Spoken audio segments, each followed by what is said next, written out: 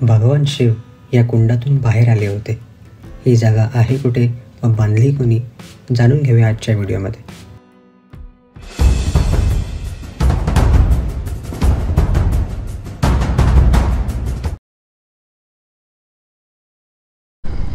नमस्कार आणि आजच्या या नवीन ट्रॅव्हल व्हिडिओमध्ये तुम्हाला सर्वांचं पुन्हा एकदा स्वागत आहे.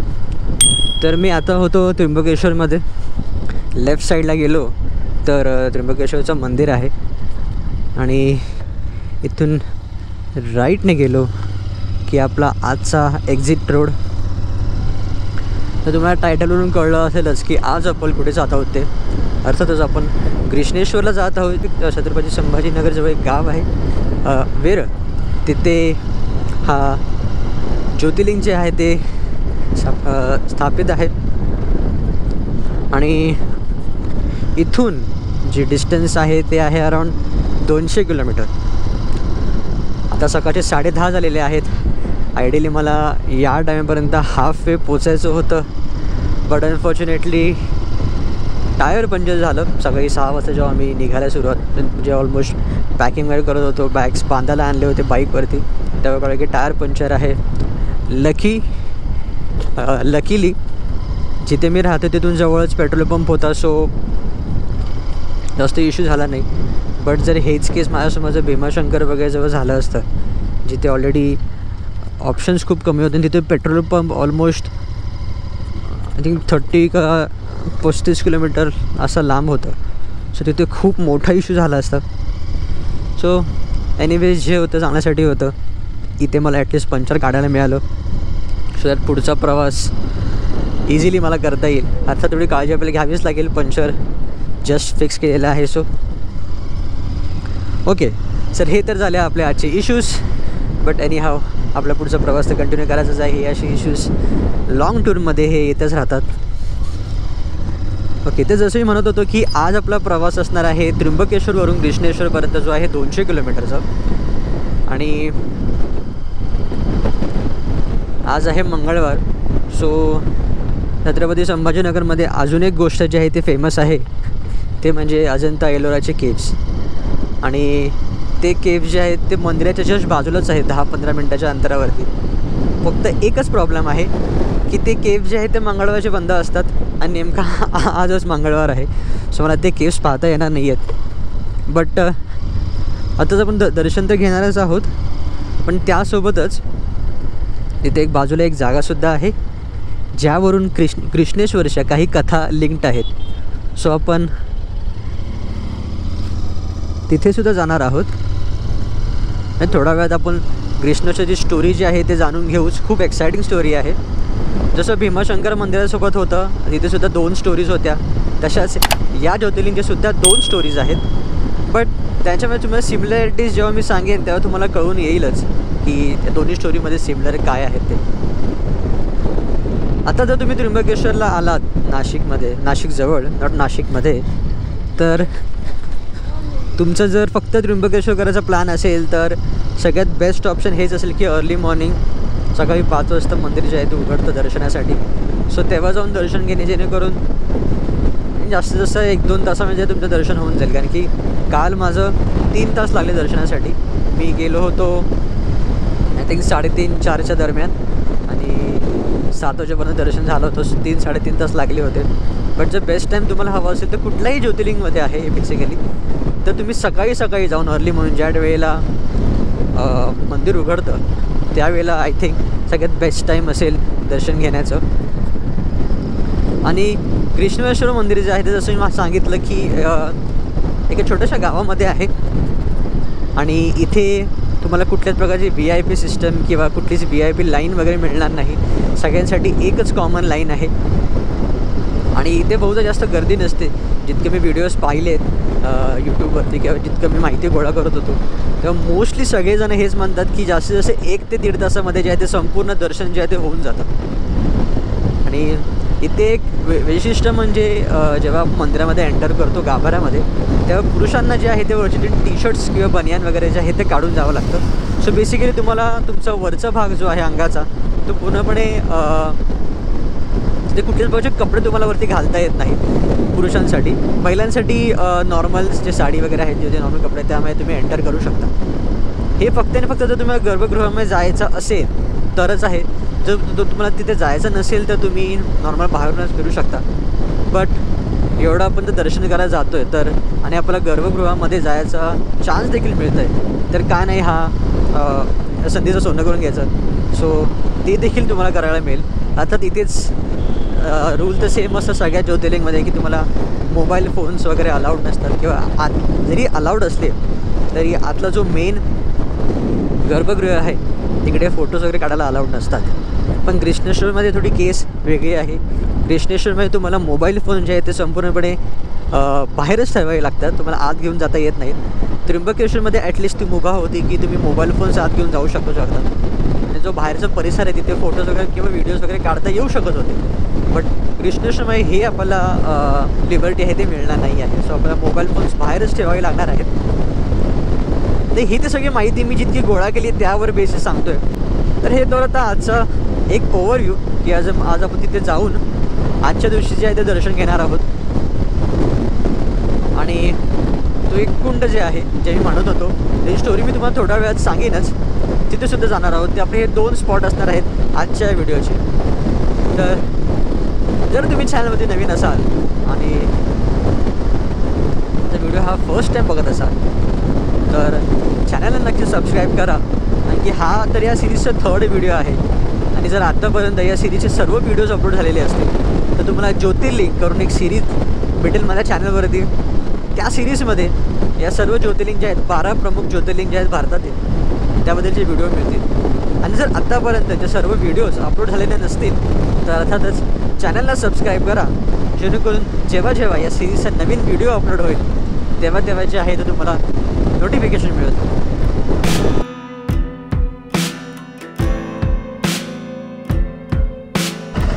नेमकी माझी बॅग बांधायची एक केबल इथून थोडी तुटलेली आहे. सो विचार केला की काही नवीन केबल्स घेऊया. सो 2 नवीन केबल्स घेतल्या. जस्ट या हायवेला लागूनच आहे. आणि समोर जी तुम्हाला RX100 दिसतं आहे ती थोडी बघून घेतली. त्यांच्या ओनर तिकडे गेलेत. हौशी माणूस आहे. पूर्ण RX100ची स्टोरी सांगितली की तिला घेतली, कधी घेतली. मी त्या व्हिडिओमध्ये पाहिलीच असेल. 1981ला घेतलेली बाईक आहे ती. Almost 40 years. त्यांचं असं म्हणणं आहे की त्यावेळेचे 14,000ला ती बाईक घेतली होती 1981मध्ये. त्यावेळीचे 14,000 म्हणजे तुम्ही इमॅजिन करू शकता की किती मोठी अमाऊंट असेल. प्लस त्यांचं असं म्हणणं आहे की त्यांना आता एक बायरसुद्धा आला होता जो त्यांना 2 लाख द्यायला रेडी होता.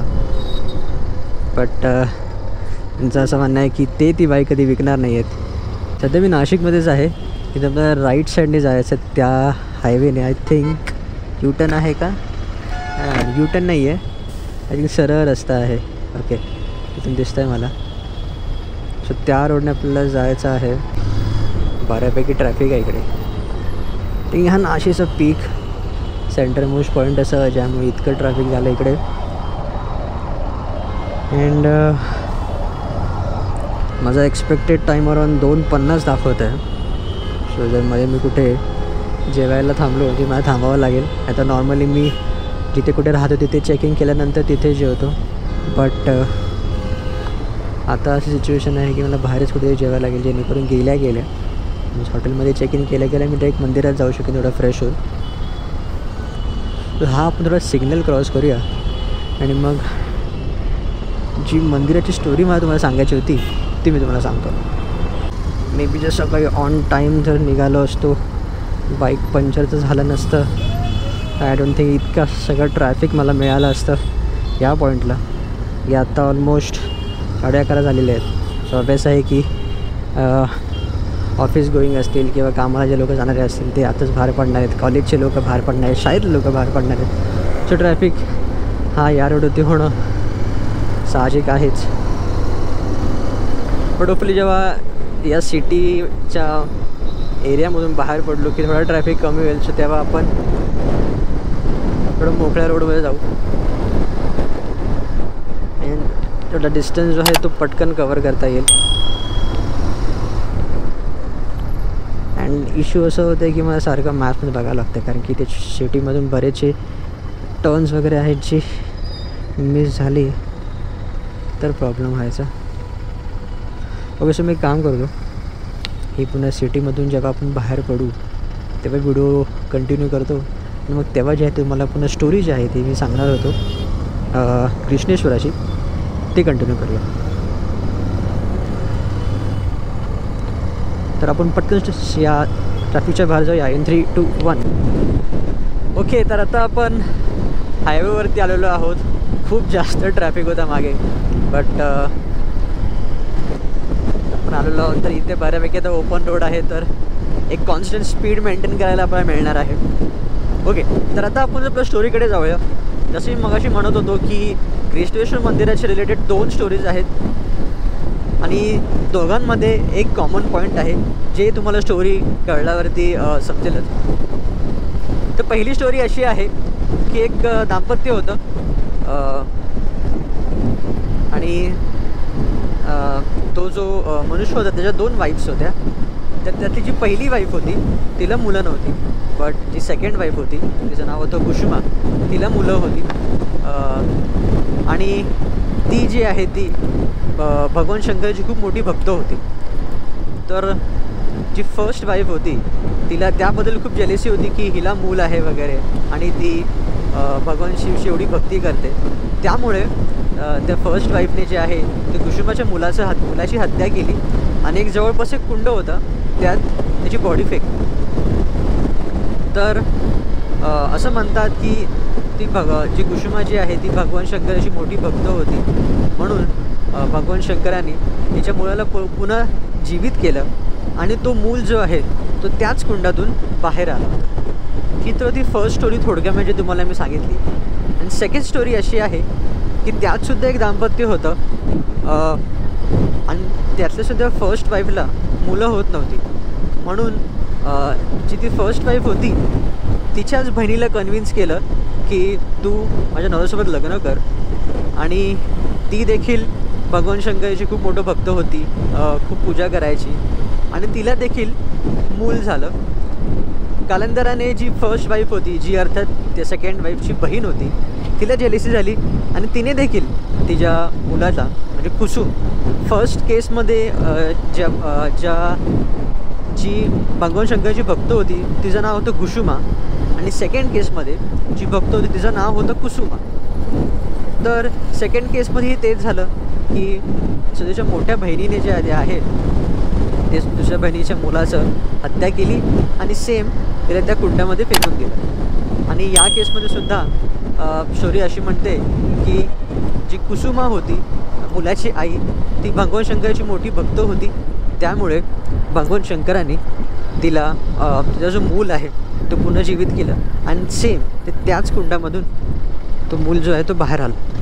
सो दोन्ही स्टोरीजमध्ये आपल्याला हे तर कळतं की मुलाची हत्या गेली होती आणि तो सेम मूल जो आहे तो त्या कुंडातून बाहेर आला होता. सो अशी ही छोटीशी थोडक्यात स्टोरी आहे. आणि जेव्हा ते मूल बाहेर आलं तेव्हा जे भगवान शंकर जे होते ते अर्थात ज्या बाईने त्या मुलाची हत्या केली होती त्याच्यात खूप क्रोधित होते. बट दोन्ही केसमध्ये ज्या शिवभक्त होत्या कुसुमा आणि कुसुमा यांनी भगवान शंकराला जी आरोपी महिला होती तिला काय म्हणतात दया दाखवायचं काम केलं, तिला काही शिक्षा न हो यासाठी तिने विनंती केली. यावर जे आहे ते भगवान शंकर खूप प्रसन्न झाले आणि त्यांनी तिला एक इच्छा व्यक्त करायला सांगितली जे तिला हवी आहे की ती पूर्ण व्हावी. आणि तिने ते इच्छेच्या बदली भगवान शंकराला सांगितलं की तुम्ही तुमचं वास्तव्य जे आहे ते इथेच ठेवा. त्यामुळे कृष्णेश्वर हे मंदिरची स्थापना झाली. स्थापना नाही म्हणता येणार,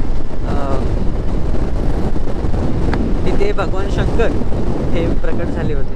आणि अर्थात कृष्णेश्वर सोबतच या स्थानाला घुसुमेश्वर आणि कुसुमेश्वर, म्हणजे ज्या महिला होत्या ज्या भगवान शंकराच्या खूप मोठ्या भक्त होत्या, त्यांच्या नावांच्या हिशोबाने हे 2 नाव ठेवलेले आहेत. सो टोटल 3 नावं आहेत या जागेला, कृष्णेश्वर, कुसुमेश्वर आणि कुसुमेश्वर. सो अशी काहीशी स्टोरी आहे. बट दोन्ही स्टोरीमध्ये एकच सेम पॉईंट आहे की जो कुंड जो आहे तिथून त्या मुलगा जो आहे तो पुनर्जीवित झाला आणि अशा प्रकारे जे आहे ते भगवान शंकर जे आहे ते या स्थानामध्ये राहिले. सो जो मगाशी मी तुम्हाला म्हणत होतो की एक कुंड आहे, तोच कुंड जो आहे तो आपण बघायला जाणार आहोत आणि अर्थात दर्शन तर आपण घेणार आहोतच. तर ही स्टोरी जी आहे, ते दोन्ही स्टोरीज जे आहेत जे आता मी मेन्शन केले हे एकदम थोडक्यामध्ये सांगितले आहेत. जर तुम्हाला डिटेल अजून माहिती हवी असेल तर तुम्ही गुगल करू शकता. बट तुम्हाला एक संदर्भ मिळण्यासाठी की त्या कुंडाचं महत्त्व काय आहे त्यासाठी मी तुम्हाला स्टोरी सांगितली. काही स्टोरीमध्ये असं देखील म्हटलेलं आहे की जी कुसुमा आहे ती त्या कुंडामध्ये दररोज शिवलिंग जे आहे ते बनवून विसर्जित करायची आणि त्यांची पूजा करायची. सो अशी देखील थोडीशी स्टोरी आहे त्याच स्टोरी रिलेटेड. सो जर तुम्ही या पूर्ण केसमध्ये जास्त माहिती गोळा कराल तर तुम्हाला आणखी आणि आणखी स्टोरी कळतील.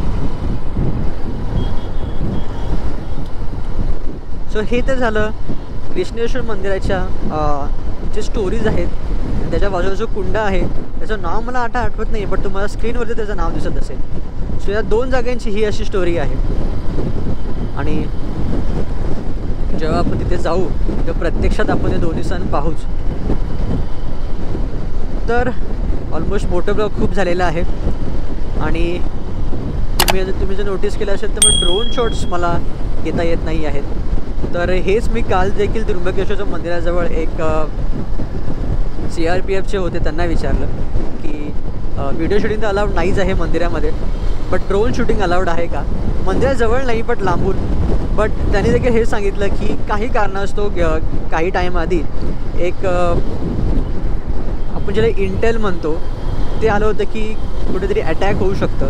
त्या कारणामुळे ड्रोन्स म्हणा किंवा कुठल्याच प्रकारचा व्हिडिओ शूटिंग ऑफिशियल परमिशनशिवाय अलाउड नाही आहे. सो आय थिंक जर त्र्यंबकेश्वरजवळ ती केस असेल तर इतर ज्योतिर्लिंगजवळसुद्धा तेच केस असावी की ड्रोन व्हिडिओज वगैरे काढायला मिळणार नाहीत. सो म्हणून माझा प्रयत्न आहे की जेव्हा मी प्रवास करतो आहे तेव्हा जे आहे ते आजूबाजूच्या परिसराचे ड्रोन व्हिडिओज वगैरे घेऊन थोडा ते ड्रोन व्हिडिओची कमतरता आहे ती पूर्ण करायची. तर जसं मी म्हटलं की ऑलमोस्ट मोठं भाग आता खूप झालेला आहे. तर पटकन जो आहे तो आपण प्रवास जो आहे तो करून घेऊया. इथून अजून मला दिसते की 3 तासाचा प्रवास आहे अजून आणि आता 11:30 झालेले आहेत. सो मे बी 2:30 ते 3 वाजेपर्यंत आपण आपल्या जो होमस्टे आहे तिथे पोचू. अगदी मंदिराच्या बाजूलाच आहे. जसा हा हॉटेल आता आपण पाहिला मागच्या व्हिडिओमध्ये त्र्यंबकेश्वरचा की हॉटेलच्या बाल्कनीमधून मला मंदिर दिसत होतं. इथे हा मंदिर आणि होमस्टेचं म्हणजे अंतर खूप जवळ आहे. मीन्स अगदी 5 मिनिटाच्या अंतरावरती हा होमस्टे असेल. सो आता आपण पटकन आपल्या होमस्टेमध्ये पोचूया, फ्रेश होऊया आणि जेव्हा मंदिरामध्ये जायला मी निघेन तेव्हा जे आहे ते पुढच्या व्हिडिओची सुरुवात करेन.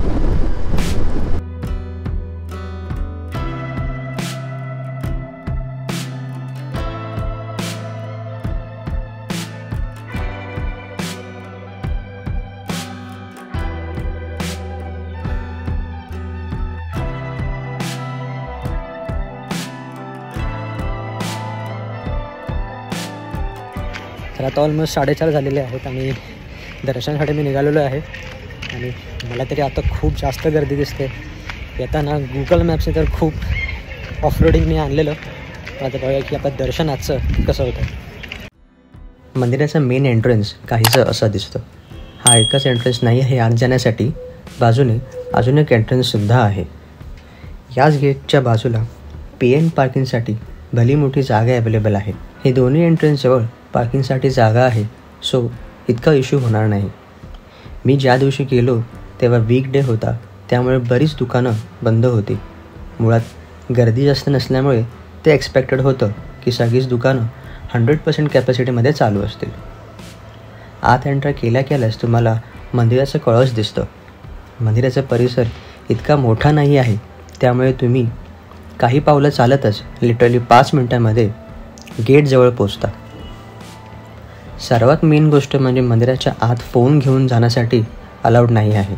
त्यामुळे तुम्हाला बाहेर असे स्टॉल्स आहेत जे 5 ते 10 रुपयांमध्ये फोन ठेवतात आणि तुमच्या फोनच्या बदली एक रिसीट देतात जे तुम्ही जाताना घेऊन जाऊ शकता. मंदिराचा हाच एक मेन एंट्रन्स आहे जिथे चेकिंग वगैरे होते आणि मग तिथून तुम्ही मंदिराच्या पटांगणात एंटर करता. एक गोष्ट आहे की मंदिरात जर तुम्हाला गर्भगृहात एंटर करायचं असेल तर पुरुषांना कमरेवरचे कपडे काढावे लागतात. बट जर तुम्हाला बाहेरूनच पाया पडायचं असेल तर ते देखील तुम्ही करू शकता. मंदिराबाहेर तुम्हाला अनेक शॉपिंगचे छोटे मोठे आर्टिफॅक्टसाठीचे बरीच दुकानं भेटतील जे तुम्ही एकदा चेकआउट करू शकता. याच मंदिराशेजारी तुम्हाला एक मंदिर भेटेल जिथून तुम्ही या संपूर्ण जागेचा एक सुंदर व्ह्यू घेऊ शकता. जिथून आपण एंटर केलं मंदिराच्या मेन गेट जवळून तिथूनच ऑपोजिट साईडला आजची आपली दुसरी जागा आहे जिथे आपण व्हिडिओमध्येच आधीच डिस्कस केलं होतं. ते म्हणजे हे कुंड जिथे संबंधित 2 स्टोरीज मी तुम्हाला सांगितलं होते. हे कुंड राणी अहिल्याबाई यांनी बनवलं होतं. कुंडमध्ये जाण्यासाठी आपल्याला पायऱ्या उतरून खाली जावं लागतं. जर तुम्ही बघितलं तर छोटे मंदिरासारखे स्ट्रक्चर्स बनवलेले आहेत ज्यात प्रत्येक स्ट्रक्चरमध्ये एक शिवलिंग आहे. मुघल्सने जेव्हा अटॅक केलं तेव्हा या परिसरातील बरेच जागा म्हणजे हा कुंड, कृष्णेश्वर मंदिर यांना खूप नुकसान केलं होतं आणि मग नंतरच्या शतकांमध्ये म्हणजेच 16व्या शतकामध्ये या सर्वांचं पुनर्बांधणीचं काम माळोजी भोसले म्हणजेच शिवाजी महाराज यांचे आजोबा यांनी चालू केलं. मग ते 17व्या शतकामध्ये मल्हारराव होळकर यांनी कंटिन्यू केलं आणि एंडला राणी अहिल्याबाई यांनी कंप्लीट केलं. या कुंडाचं तुम्ही एक चक्कर मारला की तुम्हाला अनेक स्कल्पचर्स तिथे ठेवलेले मिळतील ज्यात तुम्हाला शिवलिंग नव्हे तर इतर देवी देवतांच्या मूर्त्या देखील पाहायला मिळतील. जर तुम्ही डिटेलने पाहिलं तर नाग संप्रदाय इन्स्पायर्ड आर्किटेक्चर देखील तुम्हाला इथे पाहायला मिळेल. आय थिंक सनसेटच्या वेळेस इथे येण्याचा बेस्ट टाईम असेल कारण तेव्हा एक सुंदर ऑरेंज बेल्ट आकाशात पसरलेलं असतं आणि त्यासोबतच कुंडाचं हिरवा पाणी याने व्ह्यू खूपच सुंदर दिसतं. एक गोष्ट आहे की कुंडाचा परिसर तुम्हाला अनेक माकडं दिसतील जे तुम्हाला त्रास तर बिलकुल देणार नाहीत अनलेस त्यांना तुम्ही त्रास दिलात तर. त्या कुंडाच्या एक्झॅक्ट समोरच शहाजीराजे भोसले म्हणजेच छत्रपती शिवाजी महाराज यांचे वडील यांचं एक मोठं स्मारक देखील बांधलेलं आहे. एंट्रन्स इतका क्लीन मेंटेन केलेला वाटला नाही बट एक डिसेंट जागा वाटली. गेटला लॉक असल्यामुळे आत का आपल्याला जाता येत नाही म्हणूनच बाहेरूनच संपूर्ण परिसर जे आहे ते पाहून घेतलं. तर हा होता आजचा आपला संपूर्ण व्हिडिओ. मंदिराच्या आत कुठल्याच प्रकारचा कॅमेरा किंवा व्हिडिओ किंवा फोन वगैरे घेऊन जायला अलाउड नाही आहे. सो जो एंट्रन्सपर्यंत मंदिराचा जो व्हिडिओ काढला तेवढंच होतं. बाकी जर तुम्ही बाकीचे मी थोडं फोटोज वगैरे ॲड केले होते बट ते गुगलवरून घेतलेले होते. आपल्याला स्वतःहून ते काढता येत नाहीत किंवा परमिशन नसल्यामुळे कॅमेरा घेऊन जायला ते होत नाहीत. त्यासोबतच बाजूला जे कुंड वगैरे आहे ते मी तुम्हाला दाखवलं.